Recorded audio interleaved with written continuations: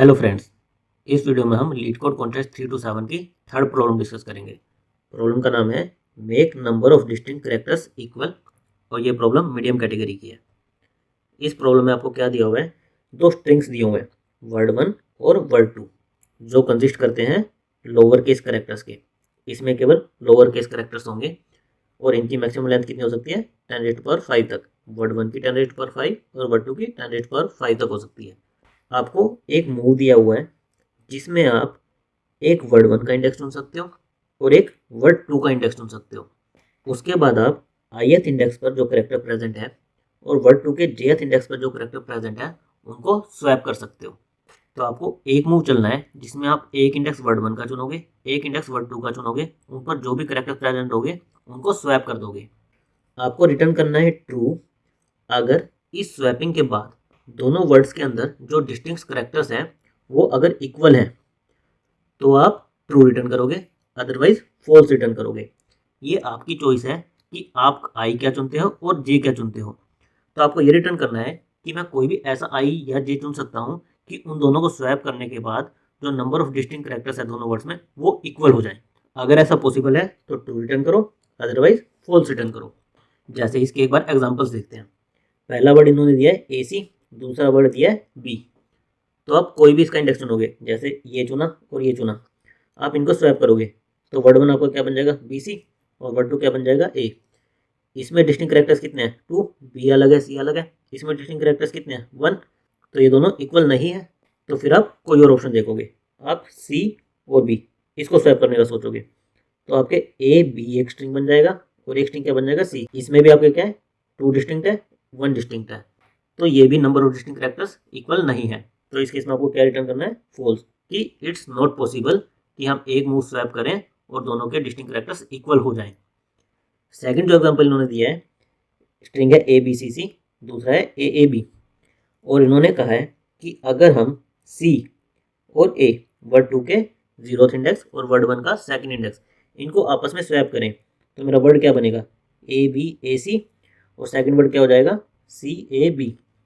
इसमें मेरे number of distinct characters कितने हैं 3, इसमें भी नंबर ऑफ डिस्टिंक्ट कैरेक्टर्स कितने हैं 3। तो ये दोनों क्या है इक्वल है, तो यानी कि एक मुंह से ये पॉसिबल है। तो इस केस में आपको क्या रिटर्न करना है ट्रू। इसी तरह थर्ड जो आपका एग्जांपल है, इसमें दिया है A B C D E, पांचों डिफरेंट है। वर्ड 2 में दिया है A B C D E और इसमें कह रहे हैं कि आप किसी को भी रिप्लेस कर लो, चाहे डी को एफ से कर लो, तो क्या हो जाएगा A B C F E और वर्ड 2 क्या बन जाएगा डी जी एच आई जे। इसमें नंबर ऑफ डिस्टिंक्ट कैरेक्टर्स कितने हैं 5, इसमें भी कितने हैं 5। ये दोनों इक्वल है, तो यानी कि एक मूव से पॉसिबल है और आपको ट्रू रिटर्न करना है। नाउ अगर हम इसका ब्रूट फोर्स सोचें कि मैं हर एक करेक्टर को हर एक करेक्टर से रिप्लेस करके देखूंगा दोनों स्ट्रिंग में, तो मेरे स्ट्रिंग की लेंथ कितनी है 10⁻5, 10⁻5। मेरा सोल्यूशन क्या होगा n², क्या तक जाएगा 10⁻10 तक, जो कि मेरा टाइम लिमिट एक्सीड कर जाएगा। तो मुझे कुछ बेटर सोचना पड़ेगा। बेटर सोचने का हिंट ये है कि आपको दिया है कि दोनों स्ट्रिंग में आपके करेक्टर्स क्या होंगे, केवल लोअर केस होंगे। हमारे पास लोअर केस करेक्टर्स कितने होते हैं 26 होते हैं A to Z। तो अगर मैं केवल जो वर्ड 1 के अंदर 26 यूनिक करेक्टर्स होंगे मैक्सिमम, उनको वर्ड 2 के जो 26 यूनिक करेक्टर्स हो सकते हैं मैक्सिमम, उनसे रिप्लेस करके देखूं। जैसे मेरे पास वर्ड 1 में यहाँ पर क्या था ए बी सी सी, तो मैं चाहे इस सी को रिप्लेस करूँ चाहे इस सी को रिप्लेस करूँ, बात तो एक ही है। मेरा एक सी उधर जाएगा और यहाँ से भी मैं इस ए को करूँ या फिर सेकंड वाले इस ए को करूँ, मेरा एक ए इधर जाएगा। तो जो डुप्लीकेट करेक्टर्स हैं उनमें से अगर हम किसी भी एक को स्वैप करते हैं दूसरे के साथ तो कोई फर्क नहीं पड़ता है।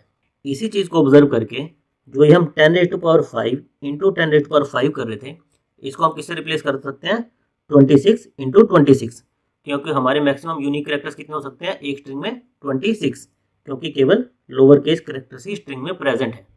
तो हम इसी चीज़ का यूज़ करेंगे और हम एक एडिशनल डेटा स्ट्रक्चर क्या लेंगे अनऑर्डर्ड मैप, बेसिकली हैशिंग का यूज़ करेंगे और इस अप्रोच का यूज़ करके हम इसका ऑप्टिमल सॉल्यूशन निकालेंगे। एक बार मैं इसका आपको कोड वर्क थ्रू करता हूँ तो आपको अपने आप समझ आ जाएगा कि हम क्या अप्रोच फॉलो कर रहे हैं। जो हम अप्रोच फॉलो करेंगे बेसिकली क्या करेंगे, हम 26 इंटू 26 से 2 लूप चलाएंगे और हर एक लूप के बाद हम क्या करेंगे, हम देखेंगे हम उनको स्वैप कर सकते हैं या नहीं कर सकते। स्वैप के बाद चेक करेंगे, स्वैप करने के बाद दोनों के number of distinct characters equal हुए या नहीं हुए। अगर इक्वल हुए तो हम वहीं से रिटर्न ट्रू कर देंगे, अदरवाइज हम क्या करेंगे ओरिजिनल स्टेट पे रिस्टोर करेंगे और फिर दोबारा से नेक्स्ट कैरेक्टर को स्वैप करने की कोशिश करेंगे। तो हमारी अप्रोच क्या होगी, स्वैप, चेक, रिस्टोर। और इसको करने के लिए हम यूज़ क्या करेंगे, अनऑर्डर्ड मैप्स का। बेसिकली हम दो मैप बनाएंगे, मैप 1 और मैप 2। मैप 1 और मैप 2 में मैं क्या स्टोर करूंगा, मैप 1 में मैं स्टोर करूंगा मेरा जो वर्ड 1 था इसके यूनिक करेक्टर्स और उनकी फ्रीक्वेंसी। मैप 2 में मैं क्या स्टोर करूंगा, जो मेरा वर्ड 2 था उसके यूनिक करेक्टर्स और उनकी फ्रीक्वेंसी। इससे मेरे मैप 1 और मैप 2 में क्या आ गए, जो भी उन स्ट्रिंग के अंदर यूनिक करेक्टर्स थे विद देयर फ्रीक्वेंसी मेरे पास आ गए। जो करेक्टर मेरे स्ट्रिंग में एग्जिस्ट ही नहीं करता होगा वो मेरे मैप में आएगा नहीं, और जो आएगा उसकी मेरे पास फ्रीक्वेंसी आ जाएगी। उसके बाद हम क्या करेंगे, हमने देखा था 26 × 26 का हमें एक लूप चलाना है। मैं A to Z का एक लूप चलाऊंगा और उसके अंदर A to Z का एक लूप चलाऊंगा। बेसिकली 26 × 26 के ये कंपैरिजन करूंगा। हर एक लूप के अंदर मैं क्या करूंगा, मैं देखूंगा कि जो मेरा ith करेक्टर है ये वर्ड 1 में एग्जिस्ट करता है या नहीं करता, और जो jth करेक्टर है वो वर्ड 2 में एग्जिस्ट करता है या नहीं करता। अगर एग्जिस्ट करता है तो उसका मैप में काउंट 0 से बड़ा होगा। तो मैं वही चेक कर रहा हूँ कि मेरा ith जो अभी है वो मेरा मैप 1 में एग्जिस्ट करता है नहीं करता, jth जो है मेरा वो मैप 2 में एग्जिस्ट करता है या नहीं करता। अगर दोनों एग्जिस्ट करते हैं तो मैं क्या ट्राई करूंगा, मेरा स्वैप, फिर चेक, फिर रिस्टोर। मैं दोनों को स्वैप करूंगा। स्वैप करने का मतलब क्या हुआ, मैं ith को मैप 1 से हटा दूंगा और उसको मैप 2 में डाल दूंगा, और jth को मैं मैप 2 से हटा दूंगा और मैप 1 में डाल दूंगा। हमने क्या किया, मैप 1 से i को हटा दिया। अब मैप 1 से i को हटाया तो उसकी फ्रीक्वेंसी क्या होगी, 1 कम हो जाएगी। हमने वही यहाँ पर किया माइनस माइनस। और अगर वो 0 हो जाए तो हमें क्या करना होगा, उसे मैप से कंप्लीटली रिमूव करना होगा। और इसमें क्या करना था, मैप 1 में jth पर जो है वो ऐड करना था, वही मैंने यहाँ पर किया है। सेम काम मुझे क्या करना था, मैप 2 में करना था कि j की फ्रीक्वेंसी घटानी थी, वो 0 हो गई है तो उसे इरेज करना था और उसमें i को ऐड करना था। तो यहाँ पर हमने क्या किया, इतने लॉजिक से हमने इसको स्वैप कर दिया। स्वैप करने के बाद हमें क्या करना था, ये चेक करना था कि दोनों वर्ड्स में अब जो डिस्टिंक्ट करेक्टर्स है वो इक्वल है या नहीं है। तो मेरे मैप्स में पड़े क्या थे, जो केवल डिस्टिंक्ट करेक्टर्स थे वही पड़े थे। तो मैं अगर दोनों का साइज, मैप 1 का साइज और मैप 2 का साइज कंपेयर कर लूँ और ये अगर इक्वल आए, यानी कि मेरे number of distinct characters equal है दोनों स्ट्रिंग में, तो मैं ट्रू रिटर्न कर दूँ। अदरवाइज क्या है कि नहीं, इस स्वैप जो हमने किया इससे हम अचीव नहीं कर पा रहे इक्वल नंबर ऑफ करेक्टर्स। तो हमें क्या करना था, ओरिजिनल स्टेट को रिस्टोर करना है। ओरिजिनल स्टेट को रिस्टोर करने का क्या मतलब है, जो हमने यहाँ पर ऑपरेशन किया उसका हम रिवर्स ऑपरेशन यहाँ पर परफॉर्म करेंगे। तो हमने j को 1 से हटा दिया और i को ऐड कर दिया मैप 1 में, और मैप 2 से i को हटा दिया और j को ऐड कर दिया। ये हम कितना करेंगे, 26 × 26। Basically A to Z character हम देखेंगे स्ट्रिंग 1 में, A to Z करेक्टर हम देखेंगे स्ट्रिंग 2 में। अगर इनमें से किसी से भी यहाँ पर ट्रू रिटर्न नहीं हुआ तो इसका मतलब क्या हुआ कि मैं कोई भी मूव कर लूँ ये पॉसिबल ही नहीं है। तो लास्ट में मुझे क्या रिटर्न करना है, फॉल्स। अदरवाइज अगर किसी मूव से पॉसिबल होगा तो मेरा यहाँ से ट्रू रिटर्न हो जाएगा। अगर हम इसकी टाइम कॉम्प्लेक्सिटी की बात करें तो ये हमारा कितना है, 26 और ये 26। तो मेरा लूप तो कितना लेगा, 26 × 26।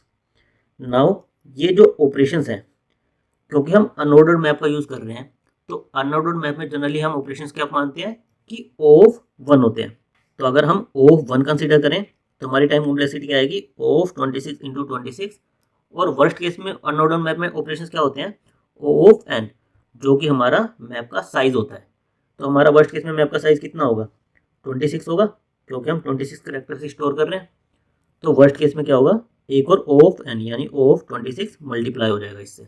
और अगर मैं स्पेस कॉम्प्लेक्सिटी की बात करूं तो मैं क्या कर रहा हूं, दो अनऑर्डर्ड मैप बना रहा हूं। तो अनऑर्डर्ड मैप के केस में आप स्पेस कॉम्प्लेक्सिटी क्या मान सकते हो, ऑफ n, कि जितना मेरा स्ट्रिंग का साइज होगा उतने का मैं मैप बनाऊंगा। Thank you guys.